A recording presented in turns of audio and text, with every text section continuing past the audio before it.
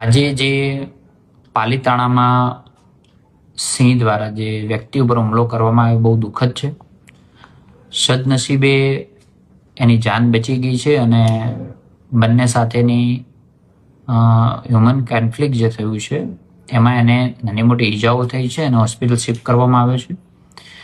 આજે થોડા સમયથી રેવન્યુ વિસ્તારની અંદર 23 કે એટલા જેટલું સિંહોનું જે ગ્રુપ છે એમાંથી 2-3 સિંહ એવા છે કે જે આ રીતનું ડોમિનેટ કરી રહ્યા છે.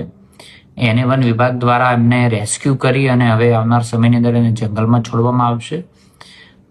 એની સાથે સાથે તકેદારીના ભાગરૂપે ટ્રેકરોની સંખ્યાની અંદર ત્યાં વધારે હ્યુમન કોન્ફ્લિક્ટ ના થાય એની ટ્રેનિંગ પણ આપવામાં આવશે.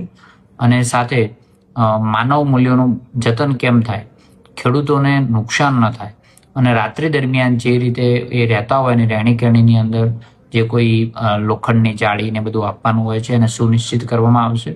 અને સાથે એનું જે નેચરલ હેબિટેટ્સ છે એને ઇન્ક્રીઝ કરવાની અંદર પણ ફોરેસ્ટ વિભાગ મહેનત કરી રહ્યું છે અને વધુ મહેનત કરશે. અને આ પ્રકારના જેટલા પણ સિંહ કોઈ હ્યુમન કોન્ફ્લિક્ટ વારંવાર કરતા હશે તો એને જંગલ વિસ્તારની અંદર છોડવામાં આવશે.